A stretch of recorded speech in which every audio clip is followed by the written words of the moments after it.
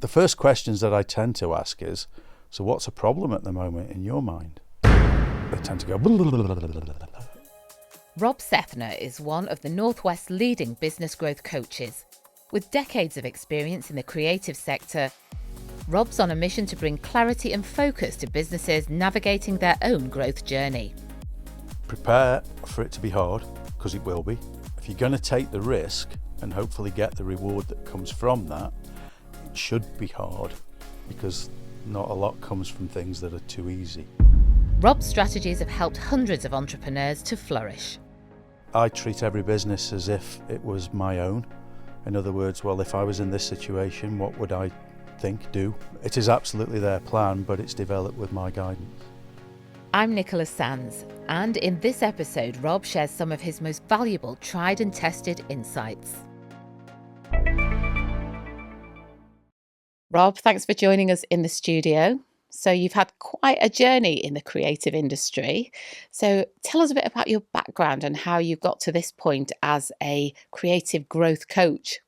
Thank you. Well, from memory as a young lad, I realised that I could kind of draw and paint, and I used to enjoy it. And so I used to do a lot of that. I worked as an illustrator in my teens for a little while, and I did a foundation course in art and design back in the day, and then a 4-year degree course in advertising, design and history of art. I then went to work in industry as a graphic designer and art director and then creative director for around 15-20 years. I then gravitated into strategy work as a self-employed consultant, and then for the last 10 years I've been working within a fantastic organisation called the Growth Company. Within there is the Greater Manchester Business Growth Hub. So I work for that organisation, and I do all of the things that I used to do years ago, but I do it for that organisation now as a growth coach there. And in that role, you obviously help lots of businesses, lots of creative businesses to grow and develop. So how do you actually go about helping a business that approaches you for help? Well, I instantly treat it as if it's mine. What would I do if it was my business? What would I do if I was working with the individuals whose business it is? And that tends to cut the wood from the trees pretty quickly. Being a little more specific, challenges and opportunities, they can be evaluated and highlighted. And then there's usually a direction that I think makes sense for people. And you work with lots of different types of creative industries. Is that quite hard to adapt to, I don't know, maybe something to do with fabrics and then something to do with gaming or something to do with filming? There's so many different aspects to the creative industries. Absolutely. The principles of running a creative business is pretty consistent. I don't think it matters, in my opinion, whether you're putting ink on paper or creating software or shooting fantastic images or creating content. The basic principles are pretty similar. I'm lucky enough to have been around the block a bit, so I guess I can open the drawers in here and pull out usually some experience of having worked with or for or bought from a lot of the businesses that I now help. So what are the first things that you look for when you go into a business? An ability to produce something of quality, an ability to understand the value of that thing, and probably most importantly, the ability of the owners, founders to understand about their vision and their drive and how to apply decision making, I think, within the business as well. Did you always want to help other businesses? Was that always in your plan? Originally, I wanted to learn and grow and get the best I could be at something. But gradually, the more you give, the more that you get involved with people, you kind of find that experience has value. And for good or bad, I'm getting to an age where I have a lot of experience. Absolutely. Well, creative industries have been identified as a massive growth area in the UK. Absolutely. Why do you think that the creative industry is experiencing such high growth at the moment? Again, I come back to tech. to technological development. I think, through experience, where technology moves at a fast pace across any sector, to be fair, the opportunity to exploit that, commercialize it, to understand where it's applicable is there. And, entrepreneurial individuals will look for that and try and keep pace with the technology and how it could be used. What would you say are the main challenges nowadays that creative businesses face? It's understanding, I think, number one, where the value is. They tend to be very, very good at the craft, the thing that they're very interested in producing, but sometimes I think they don't see the wood for the trees in terms of what value that may have to potential customers, and they can get very close to their product and not kind of see that application and the value, and be able to put themselves in their customer's position to effectively communicate that. So you're saying that basically creative industries often find it hard to commercialise what they do? Many artistic people, creative people, they're not necessarily that logical with their thought processes, which is a great thing, but can be a bit of a hindrance when clarity and focus is needed to decide on a direction. What advice do you give to creative people who struggle to create a commercial model for their business? They're very, very good at what they do, but actually creating a business plan, it's a whole different ballgame, really, isn't it? Yeah, I mean, there's many techniques of how to develop business plans, and who are they for, how do you apply them, etc. And they're all great, but again, the thing that is created, the service, the product, unless the individual can be aware of its value and, more importantly, its perceived value to many different audiences, they can't, I find they struggle to communicate the benefit of that. So why would someone part with cash for it, right? Has to be valuable to someone if they're going to spend, good money on it. So how do they make that link then? How do they communicate that value? I think the point to start with is to recognise the barriers. Again, I think a lot of individuals running businesses, they're not aware of actually some of the blockers. And if a lot of this stuff can be peeled back, and then they can see, maybe the one or two key things where there is an opportunity, then it can be a lot easier to focus time and energy and effort into getting a little bit more bang for their buck, shall we say. Do you think that the whole digital revolution, there's been such a lot of changes with technology over the last few years, and there continues to be. Is this a good thing for the creative industry? Yeah. I mean, again, the digital revolution, let's face it, that started to happen 25 years ago, right? That ain't new. And technology is just a tool. It's just another tool in the bag, right? And anything that allows someone to look at a new or different way to create something is valid. The question is knowing when you should use it as opposed to the fact you can use it. And again, I think this decision on just because you can doesn't mean that you should. I think that evaluation is crucial. That's what I hope to help with. Yeah. And what do you think about AI? There's an awful lot in the news about that. Is it a good thing? Well, it is artificial, isn't it? Clues in the word. I'm sure, like any other tool, it has its place, and I've seen it used very well, and I've seen it used poorly as an excuse for hard work, which I believe is going to be something that, if we're talking about quality, which I think we are here, it's very easy to allow quality to drop at the expense of, shall we say, speed. And there's a balance between doing something fast and making it valuable. And I think AI has to fit in with that, and it has to be used appropriately. And we're at the start of that journey, aren't we? So it's kind of putting it in the toolbox. Absolutely. But definitely not relying on it. No, absolutely. Still get the pens and paper out now and again. What do you think is the biggest mistake that creative people make in business? There's a few. Again, it's all a journey for people, obviously. I think making assumptions that someone wants to buy something just because they've produced it.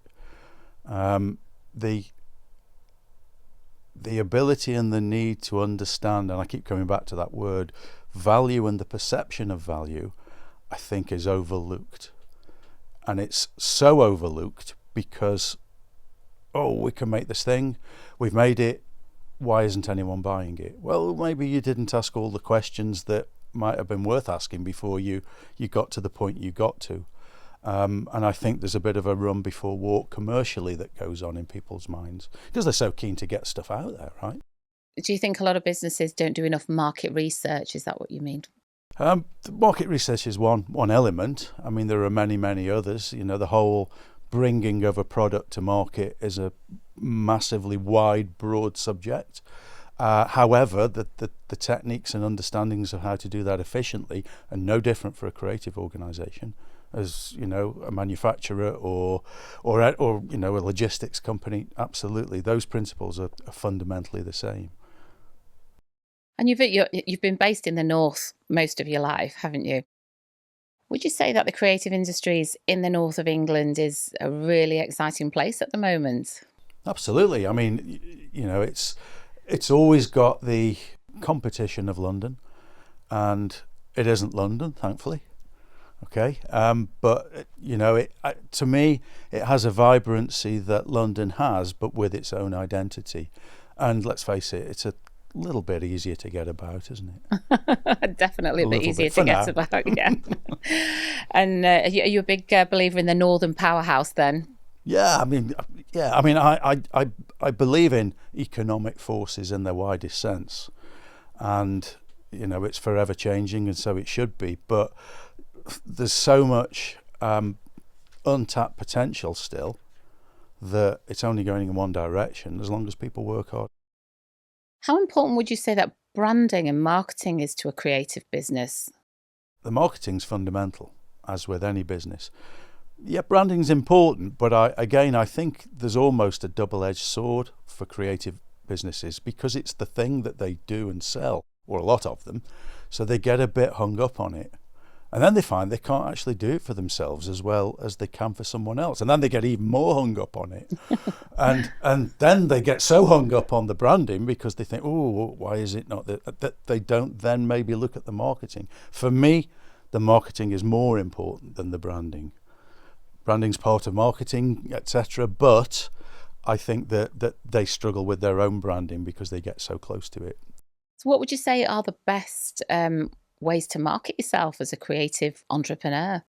You have to find the value in yourself and in the products and services that you're offering. Ultimately, I think as well, it's about relationship development. I mean, hey, there's nothing new in that.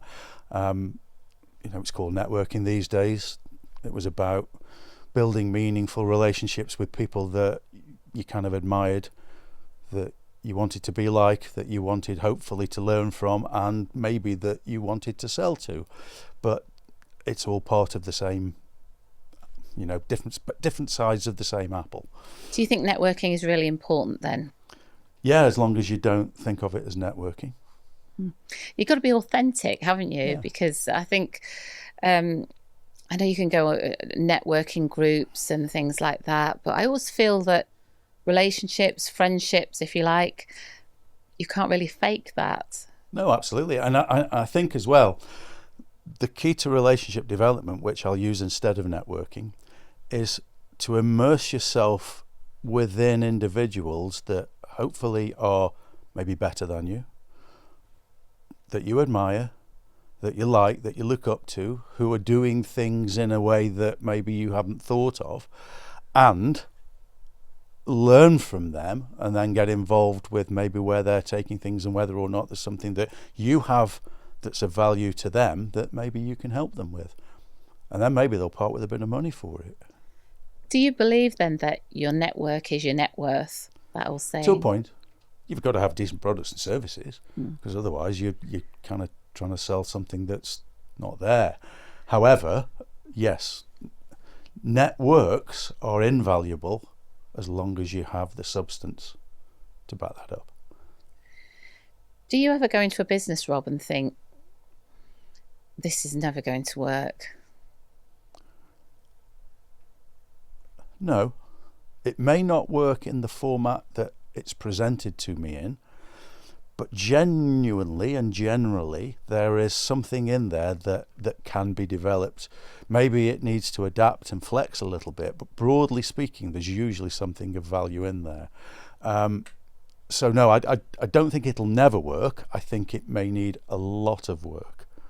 So when you first get involved with a business, a creative business, to go and audit the company or the business, what's the process? What do you do first? I like to have a general chat with people, obviously. I mean, the first questions that I tend to ask is, so what's a problem at the moment in your mind? And they tend to go, which is fine. And then I say, so which are the top 3 problems at the moment in your mind, do you think? And from those challenges and barriers that people perceive that they have over the next month, 2 months, 5 year, then it's pretty usually evident where potential holes and opportunities are. And if those problems aren't problems, it's very quick to be able to kind of illustrate that and actually then show a different direction for an opportunity. But don't forget, this is just my opinion, right? I'm not running their businesses for them. It's just my opinion based on experience and an understanding of kind of what's worked and not worked for me over a long time, I guess. Do sort of company founders, do they ask you to come up with a plan, or is it more a case of you get them to talk about their issues and it becomes a realization to them through that process? Yeah, it's their plan. I just guide and help them develop it. And I treat every business as if it was my own. In other words, well, if I was in this situation, what would I think, do, what, etc. It is absolutely their plan, but it's developed with my guidance. What do you think are the most important KPIs or performance indicators for creative businesses to track their success? Very, very broadly, there are 2. I mean, there's obviously sales and profitability and but broadly there are 2: volume, how much of, and quality, how good is it? And you can kind of, I think, cross-reference those with the people in your business, how many and how good are they, and the products and services, how much are we selling and what's the quality of it. And I think that sort of matrix, if you like, broadly speaking, that's where you're looking. How do founders avoid the old, feast and famine roller coaster situation where you might do great 1 month and it all falls off and it's up and down and very hard to judge? Time discipline. And by that I mean understanding that the marketing, business development and time allocated to that is actually priority, and never letting that drop away even when you get busy. I had a bit of a rule for me as a consultant, in that I wanted to sell 2/3 of my time, and I wanted to use 1/3 of my time for getting that work. And that worked pretty well for me. But when I got really busy, I didn't let the extra work spill into the 1/3. And that's the discipline, because it's dead easy. So you ring fence that 1/3 for new business Absolutely. development. And you never let that fall away. Do you think that absolutely any creative business can grow significantly? No. No. That was a blunt answer, but no. Ultimately, again, the founders and the owners' visions and ambition are where they want to take that organisation or that opportunity. And some people don't want a great big multinational, and that's fine, because they may be very, very focused on the product or service. So I guess what we're talking about is define growth, because growth isn't necessarily just volume. What else is it? Well, it can be quality. It can be a diversity of what they offer. It can be ultimately a learning experience and the information that is actually learnt and gathered, because that, as we know these days with data and information gathering, that has massive value, and the understandings that come from that. So I think the mistake as a if you like, a business coach is to assume that everyone wants just to grow volume of something, and that isn't always the case. What do you look for when you talk to founders? Can you tell if a business has something special that it's going to be really successful? I'd like to think so, yeah. However, I've been proved, I've maybe thought this is going to be a real challenge.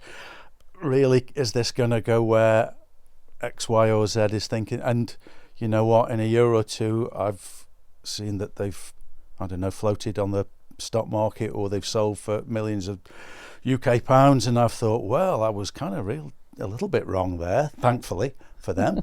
But I think the thing that I think I'm pretty good at is reading people, and the appetite for hard work and consistent effort. I think that's evident or not in a very short conversation, and I think without that, it's very difficult to grow a business at all.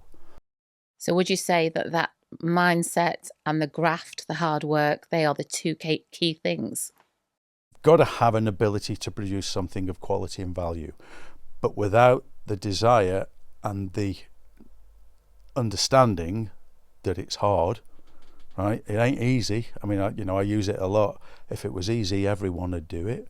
The value comes from it being hard ultimately, because it cuts the wheat from the chaff. So that desire almost to want to find not necessarily the easiest route through it, but to take on board some of the hard stuff, I think is key, personally. And you mentioned people. Would you say a particular talent, as well as the hard work and the mindset, is knowing who are the right people to bring into your business? Yeah, and that changes. For instance, in a small business, my opinion is that ideally, as you bring people in, number one, you want to try and find people that are better than you, or will be better than you. Two, ideally, maybe some all-rounders at the start, because that gives you a lot more flexibility with fewer people. Then as the business develops, more specialisms. But I've always tried to look for people with businesses I've had that are potentially better than I am. That's interesting. So as a founder, you wouldn't necessarily look for a junior then, or an apprentice, or... Yeah, but it's, I mean, you want the best person you can encourage to come and work for you, because let's not forget, it's not just about money. You're asking them to spend a massive proportion of their life with you, aren't you? In a sense, at least for hopefully a year or 4 or 5. So, for me, finding the best people to work with me and help me develop things has been key. And what are your tips for finding the best people? Because it's not that easy, is it? No, and let's be blunt. Most people are financially motivated, but it's not just about that, because most, certainly small to medium-sized businesses, can't compete with the big corporates on the financial side of remuneration. However, the ability to, I think, communicate the vision for the business to the potential employee, also the opportunity, medium and long term, for that employee to grow and develop, and for them to contribute something back to the business, so they feel they've had a vested interest in its development. That sort of ownership, I think, mental ownership, is going to start to, I would hope, give good people a better reason to not necessarily just come for the money. So there's other factors at play, not just financial. And obviously, small businesses founders tend to work very hard. How do you avoid burnout when you are running a small business or a medium-sized business? I had a rule that worked for me when I was self-employed, and I had the 50-hour rule, which was that I would only try and limit myself to 50 hours per week of, shall we say, work time, professional time. And my opinion was that if I couldn't be successful in that amount of time, I just wasn't good enough. Really? Absolutely. You have to put a bit of pressure on yourself, don't you, to push yourself.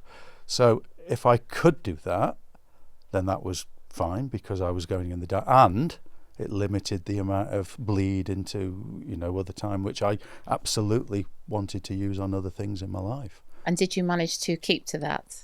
More often than not, yeah. Yeah, good. More often than not.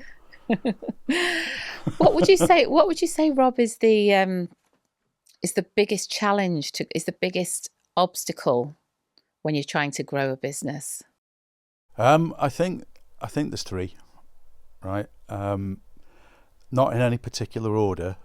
The ability to put oneself into your potential customers' mindset and shoes, and then be able to again communicate this value to someone. That's key. Number two is understanding when to take more or less risk. Not easy, but risks in everything, and the ability to evaluate risk at a given point and make decisions around risk, I think, is absolutely key. And based on that, kind of offshoot from that, is the ability to access financial investment across any particular type of financial investment, which for creative industries is difficult, challenging. I think those three as a combination are usually big challenges. You talk about risk. There's also an issue with being too cautious as well. I mean, they do say fortune favours the brave. Yeah. No. By risk, I mean taking risk as well as easing back from risk. It's like I'm not a gambler, fine, but it's like walking in the casino, isn't it? I have to be able to lose this money, right? And the risk is based on X, Y, and Z. Do you think some entrepreneurs try and grow too fast? I think all would love to grow. Sometimes there's, shall we say, the spreading themselves a little bit thin. The clarity and the focus, the ability to discipline yourself to focus on maybe one or two things at a given point, because there's lots of shiny baubles out there, and everyone wants everything, which is understandable, but the discipline, the skill, is to say no, not now, not now, not now, not now, and know why it's not now. Just focus on this and this for maybe a month, 2 months, 6 months. So do less well. Absolutely. Yeah, absolutely. I suppose when you're starting out, it's very tempting to want to grab everything off the buffet. But yeah, that does make you sick. Yeah, I like that analogy. I use a palette of paints. I would, wouldn't I? Yeah. And there's all the paints on the palette, but you don't use them all, do you? Because what do you get when you put all the paints on the canvas? Bit of a mess usually. Absolutely. So people need to scale back a bit, because that's the thing when you start off in business, or when you're trying to grow, the temptation is to say yes to everything. Yeah. But that's not really a good strategy. No, and again, it's kind of all interlinked in my mind. The vision, because let's face it, if loads of people talk about where I want to go and where this, but it's absolutely crucial. The vision is the key. And if that vision isn't crystal clear, now if the vision is crystal clear, then it's a lot easier to say no, because the evaluation is, well, does that thing help me towards the vision? If it doesn't, well, why would I do it?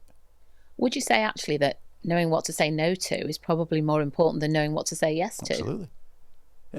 Yeah. It's about decision making, and no one likes making decisions in a certain sense, because guess what? If you draw a line down something and you say, well, everything on this side of the line is okay, but by definition that means that everything on that side of the line isn't, and people don't like to think they can't have things. So that saying no, this isn't in bounds for now, that's quite difficult for people.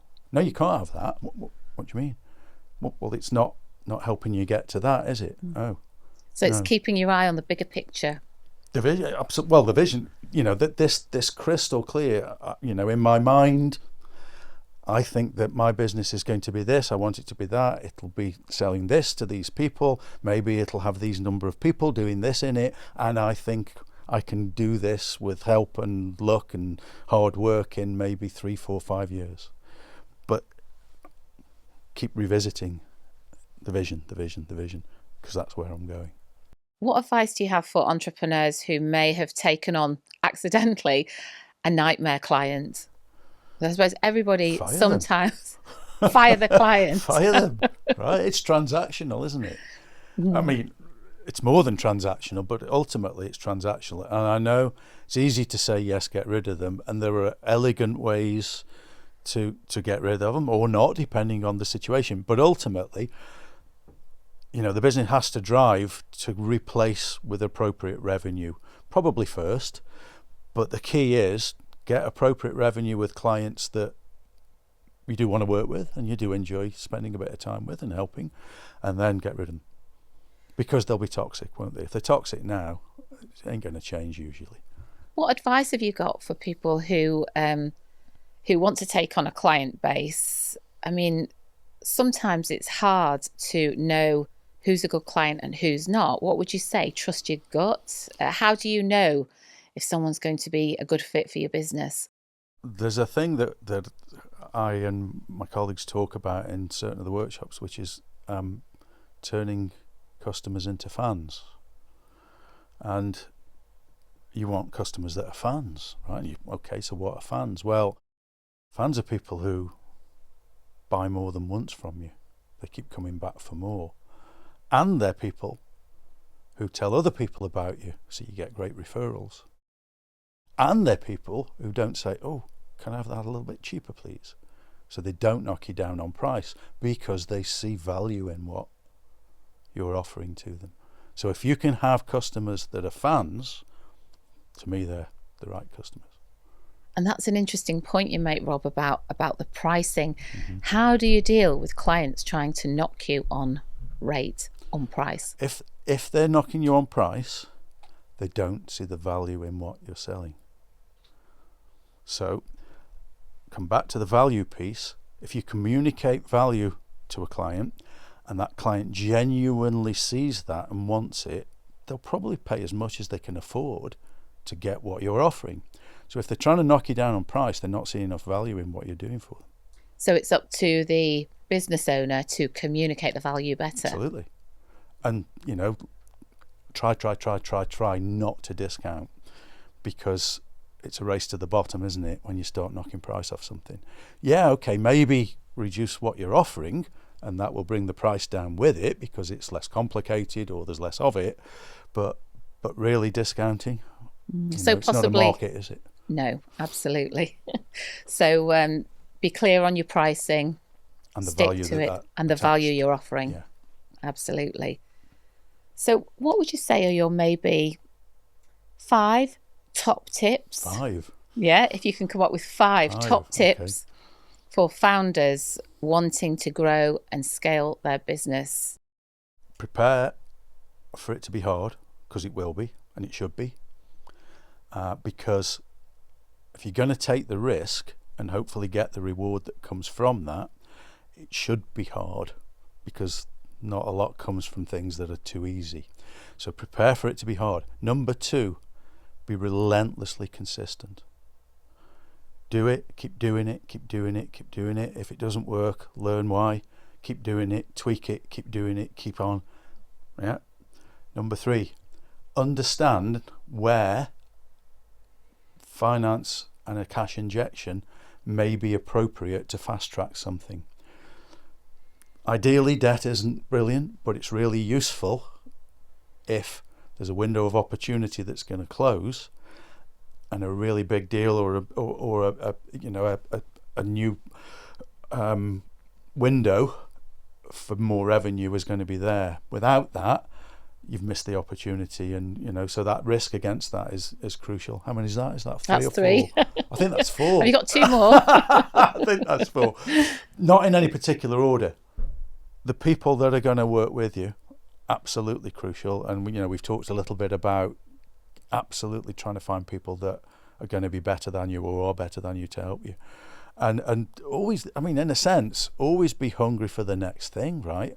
Because everything's changing continually, and a lot of businesses, they go, oh, well, you know, I've just got this set up and I don't want to change that, and my operation, but it's going to change, right? So if you're hungry for change and you can have a way to embrace that and look to be maybe at the forefront of something that's appropriate, that, you know, could be commercialized or whatever, be looking for that.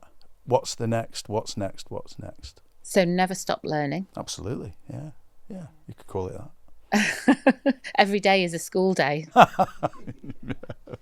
Rob, thank you so much for sharing your insights. It's definitely inspired me, especially your 5 top tips. Brilliant. Thank you. Been And a pleasure. thanks a lot, Rob, and very best of luck for the future. Thanks for coming in. Thank you.